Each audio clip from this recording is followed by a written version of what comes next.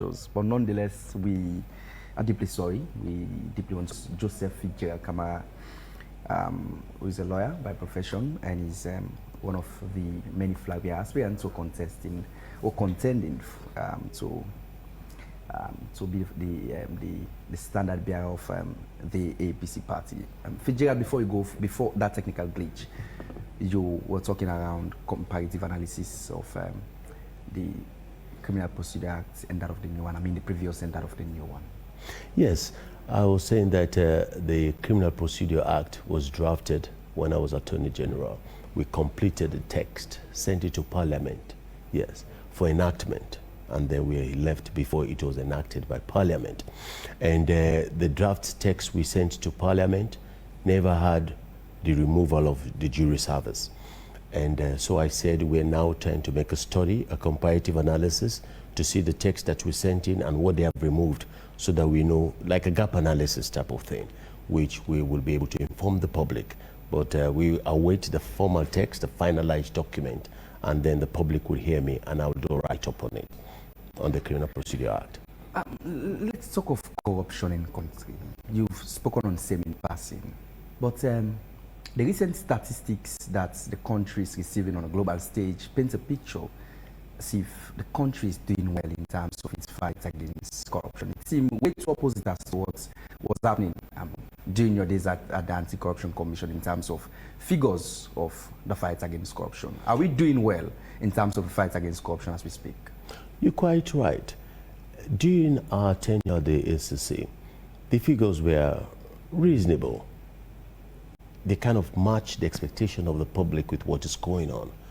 And today, when you look at the indicia or the different corruption statistics, for example, Transparency International Afrobarometer, you seem to believe that the fight is gaining ground. But the fight against corruption is a perception thing. When you come to the ground, people don't feel it. People don't think that we are making any gains. For example, when the Auditor General queried the financial statement of State House, we all see what happened. She was fought to the hilt, removed by Parliament. So when we talk about the credibility and public confidence again, this has undermined the entire confidence of the public on the anti-corruption fight. Move away from that. Today, we are not even sure that the public sector is completing audit queries and responses. After that, nobody cares. And then you remember we just spoke about it, that they found a discrepancy with the feed salon project of about 800 million or 800 billion. And then they came back to tell us, oh, it's a typo. I mean, how do you want us to believe what is going on? So really, in terms of figures, componentially, you think that, oh yes, it seems like the fight is gaining ground. But the reality on the ground, people are confused. The figures don't sync with what we see on a daily basis. Apart in the back, when Parantarwale, who was Honorable Speaker, Honorable Clerk of Parliament, was removed, they only suspended him. They threw him back to the office, despite what he's done, which is clearly an abuse of his office. A criminal offense under the Anti-Corruption Act. No charges were preferred. And then you also see where other staff of government. But the ACC did make their recommendation, yes, which was to be acted on by the president. So how do you see that? Instead of taking the man to court, you make a recommendation to the president and the president patted him on the back. It appears like a conspiracy of deceit to the public. With respect to all. It's like a conspiracy of deceit to the public. You have the power to take the man to court for what he's done, and it was wrong. If you don't want to do it, fine. Referring it to the president and the president to do what was the needful, sack him.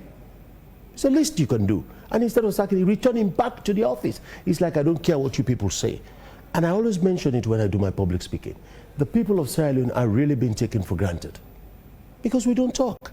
And I always tell government officials, beware when the people don't speak. For the time they will speak, you will not have a time to reply.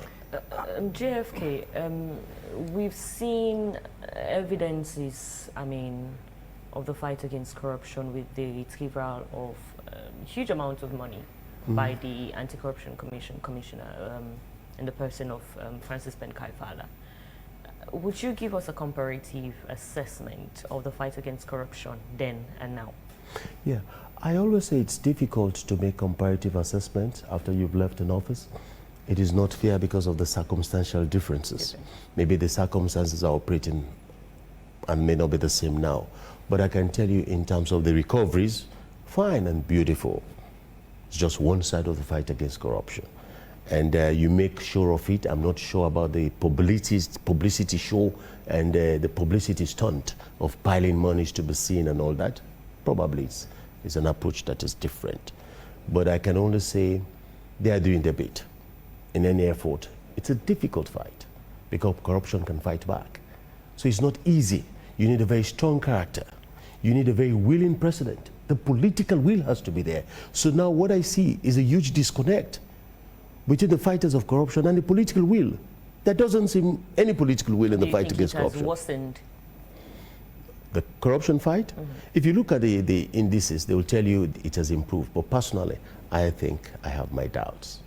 JFK, just a clarification. Are you still the legal representative of former President Zanzibar Nkrumah? Yes, I am. I remember at some point in time you're on record to have said that former President Zanzibar Nkrumah was forced to leave Sierra Leone. He did not leave by choice, nor does he wish to remain in Nigeria. He wants to return home.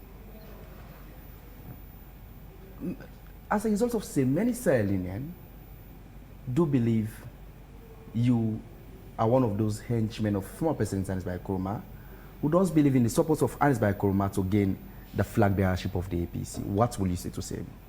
Well, I can say that on the part of the case, we lawyers are not permitted to comment on the matter that is in court. We call it sub judice. I know. Yeah, so that you don't prejudice it. It's still in court, mind you. So I wouldn't comment on things that may affect it. And I can only comment that President Nkrumah is still in Nigeria. He would always want to be back home. And I think I'll urge the government, call on the government, let us try to look at this thing more diplomatically. And the trials are over. They've convicted those that they want to convict. Not an iota of evidence came out. I'm talking about those trials that are completed. Not an iota of evidence came out against President Nkrumah. So I think it is time we realize that is all, a circumstance. This is a small country. In the interest of peace and security, President Nkrumah still have a lot to offer for the country. We can benefit from his expertise. We can benefit from his experience. And it will heal up wounds in the country because many people are affected by his absence. Many people are disappointed that we've reached such an impasse of divide between the green and the red. Maybe his return could help us heal those wounds. So I think we have to start to look at it from a reparation angle, an opportunity to make amends where we've made mistakes as a country. Is he still in exile? He's in Nigeria. He's still in Nigeria.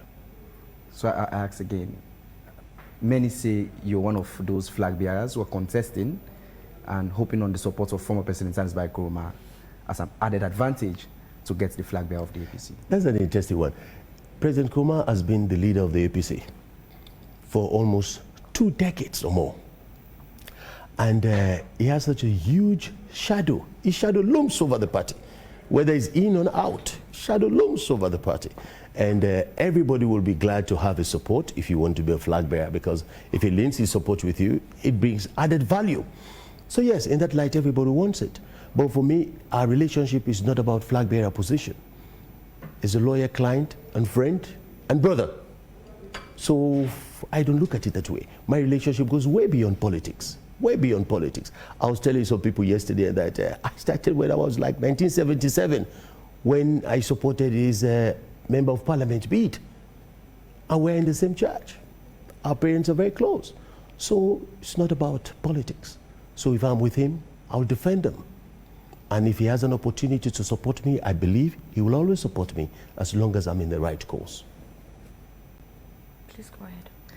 We'll see ways to go through some messages from our Facebook page, and have you some messages, Marina? No, I'm having issues with my internet. Similarly so. But JFK, many names have come up for the position of flag bearer within the APC party, what do you think gives you edge over the many names that have come up? The good thing about the All People's Congress Party is that we're a very open and democratic party.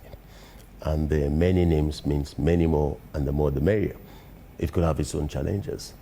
And we are very good people who have stepped up the platform because they all, like myself, have seen the vacuum of leadership and they have what it takes to fill in the vacuum. I can only argue that I have a slight edge. And that edge is that which will make us win State House. That I cut across the aisle. I'll be in Kenema tomorrow and I'll have huge support because of the person that the people of Kenema know I am. And I'm from Makeni, the North. I am the son. Huge support. I grew up in the Western area. I spent my childhood days here. Regent Square Municipal School, Albert Academy, studied Frobe College. I have the unity in me. I have a package that APC should not look elsewhere to go to State House. And it is that package put together that sets me slightly apart. But all the others are very good. And I must say that whosoever gets it at the end of the day, we will all rally against that individual because we've seen that APC has to come back to power. Rally around the individual, push for that individual to go to State House. What we have to do at the stage to put our best foot forward. And when we put our best foot forward, we all rally together, we come, we won the seat of office, and then we take the seat of office. So, and I have a very pally relationship with all of my colleagues at the race. At the Macaulay, we've worked together. Cherno, we've worked together. Dr. Abraham is a close pally. He stops by the office now and then. And then Richard Conte is like a brother. He comes, I go to his home. And Mara, we've worked together in cabinet. And by Mahmoud, a political friend, and in the party, we work together, we exchange visits. And Omrigoli, we've known each other since the 90s. And who else is there? I hope I'm not. Jagaban. Even Akisoya. Yeah, oh, Even is my client, by the way. You remember she's my client. And we were at the university at the same time. So you can imagine, I have such a rallying figure. It's difficult while others may even find challenges to bring others together. I'm like at ease.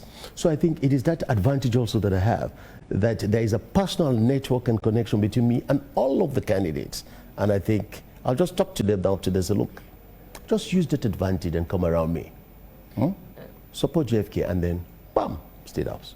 JFK, just yesterday we had with us in the studio Alfred Peter Conte, who is the chairman for the ITGC.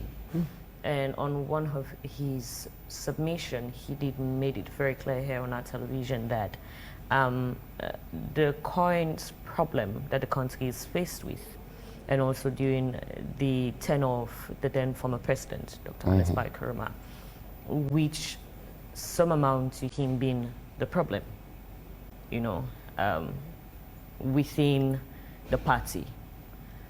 You are vying for the position as a flag bearer for a party that, you know, is in total disrepute.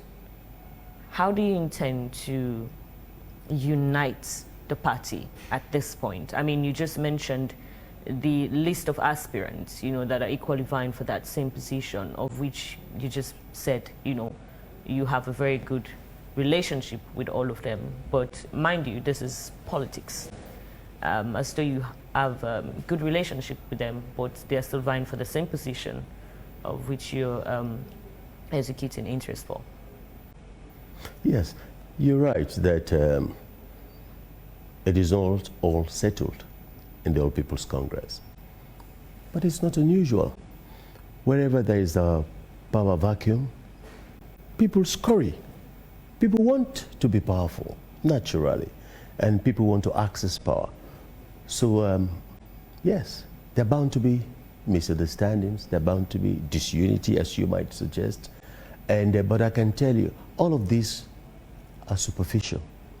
When it comes to what we want as a party, we will all come together and marshal our thoughts, marshal our energies to get one candidate. And in the party, we have differences I can understand.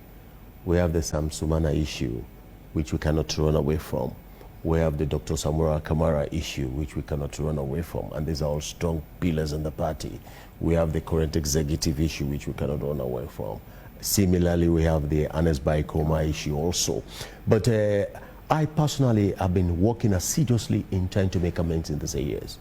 And I talk regularly with Sam Sumana. I talk regularly with President Koma. Not very regularly with Samura lately. I will try to find out why.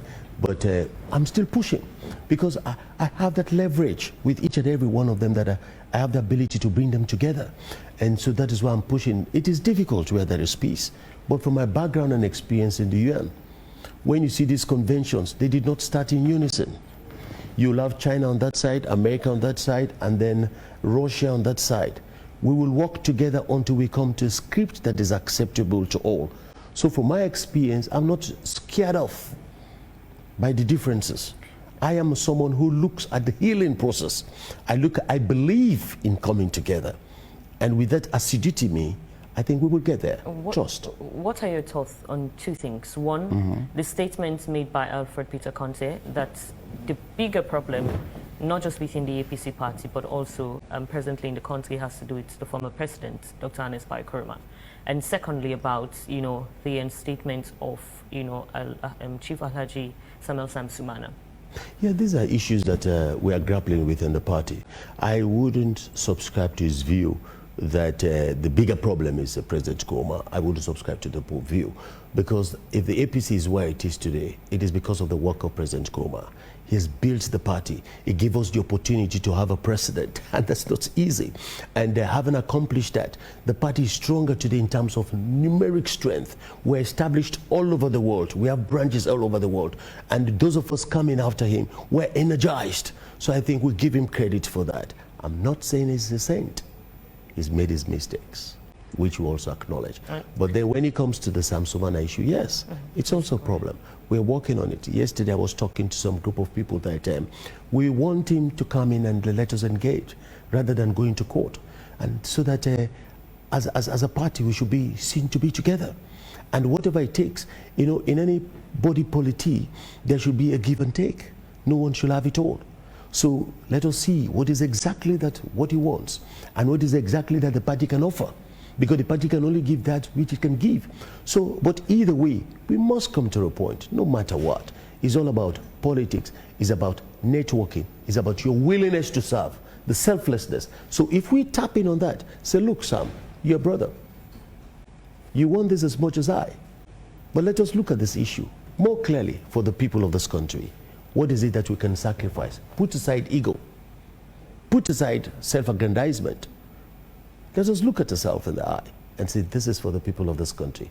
The people of this country want APC to come together.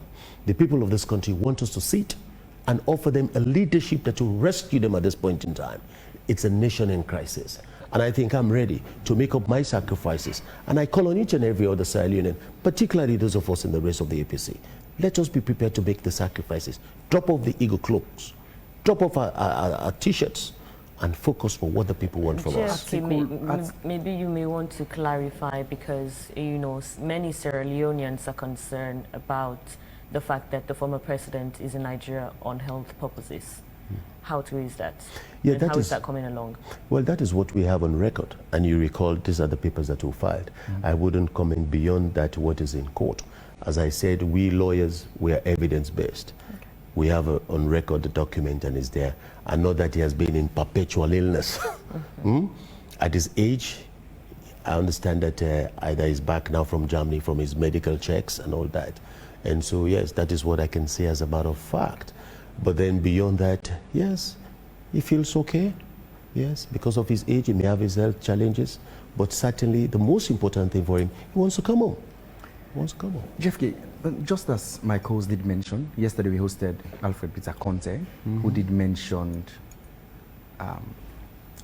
Article 56, Sub 2 of the APC new Constitution of 2022, which talks about the time frame a person, a member within the party, will have been in the party, paid subscriptions, and be eligible to contest.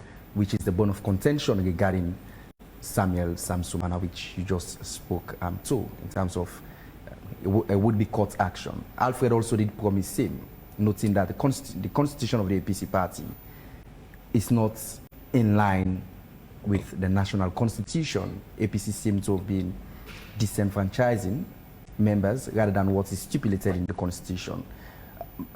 It seems as if your party risks going to court, taking into account the pointers that seem extremely visible within your party, JFK. Yes, Samuel, thank you for that very excellent question. I can say that the risk is there, of course, because it poses a constitutional challenge or for a constitutional interpretation, because the party's view is that as a party, they have the power to set up their own internal requirements, in terms of assessment of candidates. And the constitution cannot take that right away from them. And on the other hand, you have the Samsumana view that you cannot stop me from being eligible to qualify. And if you do, it is against the constitution. So we have these two arguments, which commonsensically do make sense to anybody listening. And usually the arbiter that can interpret the constitution is the Supreme Court. Sure. But we as a party, we are not anxious to go in there. One, it delays us. It does not add value to us as a party. It further wedges divisions. And don't forget, this big mistrust about the Supreme Court by the APC. So I think that is why at this stage, we're stepping up out of anxiety and out of a sense of urgency for us to come together. Yesterday I was talking to Omegole, he's in the UK, is coming, and we're trying to meet the legal team as provided an opinion. And those of us that are lawyers, we're also sitting together to discuss with the party, what are the legal options? How can we avert going to the Supreme Court? And I think once we're able to do that, we will feel better. But the Constitution was not intended to deprive anybody of the opportunity to qualify to contest. But then we have the rational political one, and we have the rationale for the legal side. But we're discussing. We're discussing. As I said, we have a number of messages on our Facebook page. We'll see ways to go through those messages and allow you to respond.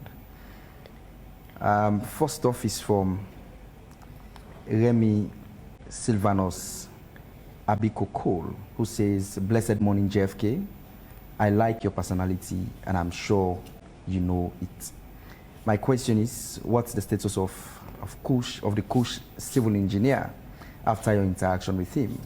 What's your take on continuity of government, as this is a major concern in the governance structure in Africa and particularly Sierra Leone? I wish you all the best." Yeah, thank you. Well, with that one, we'll read out. We'll Yes. go through them. This is from Saidu Bangura, and he's saying the only leader Sierra Leone needs during this pivotal moment is Honorable JFK. Osam Konsi says the APC office in Makini, which diluted the country money to build, is now in a very bad condition, so dilapidated beyond belief. And these same people are telling us to give them another chance to rule us, which will result in selling the country.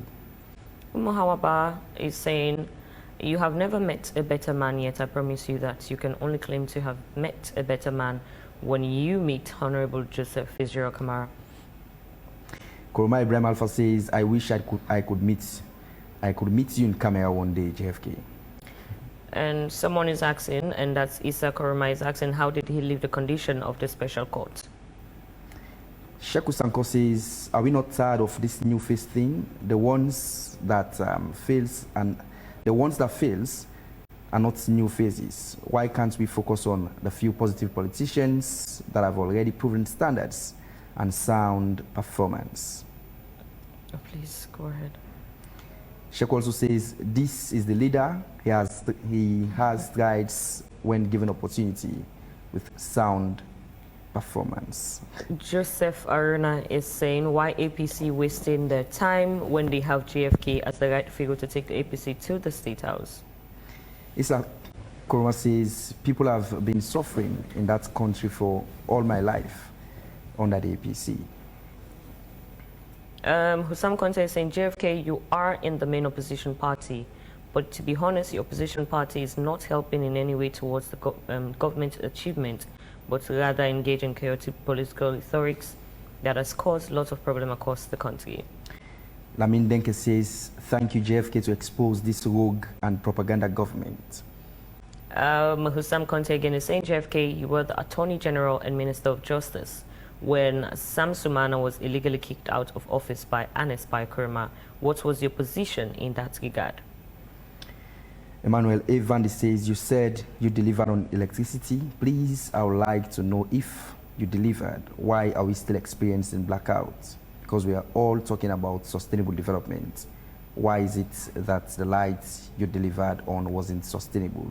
And don't forget, government is continuity. Hussam Conte, sorry I had to smile.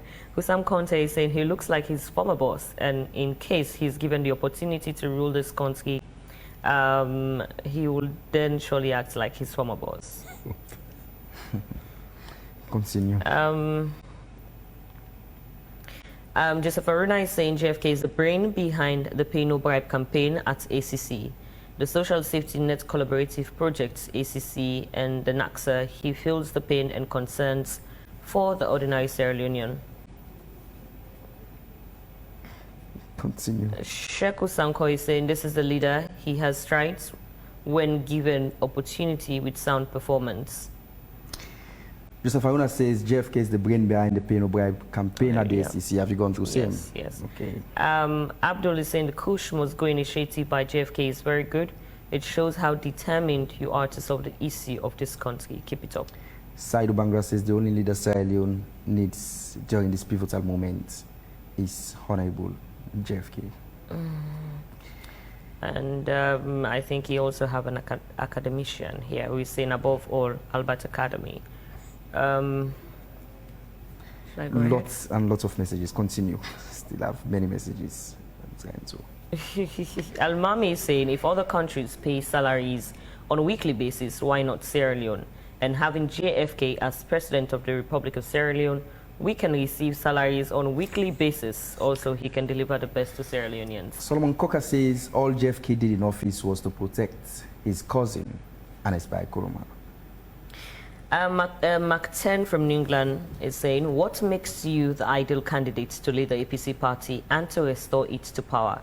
And how do you plan to navigate the complexity of APC party politics and build a cohesive strategy for 2028 elections? Mark 10 also says JFK, the decision by former president and his then government to unconstitutionally dismiss the elected vice president was not only a violation of the letter and spirit of the 1991 Constitution, but also a deliberate blow to the country's democratic institution. Nearly a decade later, the scars of that action remains visible, and Sierra Leone deserves an honest apology for the lies and deception that misled its people. Khalid highlighted 3 questions, but I'm just going to pick one. You had the power to prosecute high-profile corruption cases. Why were so few senior politicians held accountable during your time in office? The messages kept coming. Honorable has demonstrated, this one is from Sembinatu Kanu, who says Honorable has demonstrated leadership in all the positions he has held. I pray he gets the flag bearer position in the APC. And it's from, of course, Saidu Bangura. Mark 10 again from New England is saying, JFK, how do you plan to unify the APC party and inspire public trust, given your extensive experience in governance and law? Congo Support says JFK undermined the 1991 Constitution by advising Anes Kurma, former President Anes Kurma, to unlawfully and unconstitutionally dismiss his vice president. Why are you now discussing the challenges we face concerning this issue? Why can't you apologize and acknowledge your wrongdoings to the people of Sierra Leone? We have many messages. Lastly, from my end is from Rabia Tukamara, and she's saying, this is the man APC, unagi with this man. Those are quite... Last from my end is from Victor Foyo, who says, Honorable JFK, if you succeed to restore sanity in your party, you are sure of a clean ticket to become the flag bearer. I think those are the messages we take. We have many messages. Indeed, we have many messages. Indeed. Well, let me start by saying a big thank you to all those that took their time to write messages and the kind words, some of them not so very kind, but still, it's part of democracy. We welcome you all and we thank you very much. And let me start by the one that you mentioned, the Kush guy, the engineer. Yes, he doesn't have a phone. He used to come by the office some once in a while, but I note I haven't seen him in the last 2 months. I hope something has not happened to him. I don't know how to locate him because he comes on his own. So I'll try to see if I can make some effort in locating him. And from the several questions, there is one that I think that has been coming up, which is the Samsumana thing. And it is so wrong. And I've continued to say it, and I don't know why people keep on coming back, that I was not the Attorney General that advised President Nkrumah to remove Samsumana. I was at the ACC. The records are clear. Look at the timing. I only came in when I was invited to go to the ECOWAS. And I said, no, our Supreme Court has decided. And our Supreme Court is the supreme law of the land. I'm not going again about this issue to any other court, because the ECOWAS court does not have appellate jurisdiction, as we will call it in law. So I was not the Attorney General. I never advised. And at that time, I was a political. I didn't mix in politics. I was at the SEC. Well, people keep on coming back and forth about that. No, it is not true. And so I have nothing to apologize about. I did not participate in it, and I did not contribute to it. But what I can say is that when I was at the office of Attorney General, when they made their decision, they wanted to read the judgment. They invited our office to go. I said, no, I'm not going. I respect the judgment of the Supreme Court. And that's it. Nobody can tell me that I should not respect the judgment of our Supreme Court. And so I stand by that. As to the merits and the merit of what's happened, it's different. It's different. I wouldn't subscribe to it, fine, as a person. But I have no role to play in it. Nothing whatsoever. Look at the difference, look at the age, look at the time, look at the advice. Never had any role.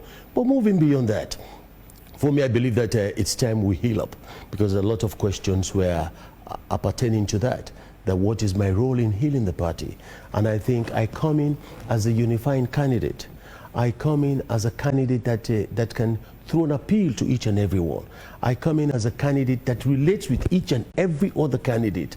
I come in with a leverage and a background of experience that wills the support of others, that we should sit around the table and talk. And that is the initiative I'm pushing through. And when you look at it at this stage, Dr. Samora is still very key to the APC. We're moving out to him, bringing him back. President Nkrumah is very strategic to the work of the APC. So we're bringing him back. So for those others who are still trying to strike discord in trying to undermine the APC, clearly there's a challenge there. We will work with it. We're now calling today on all those of us, APC out there, if you have a grievance, come let us settle.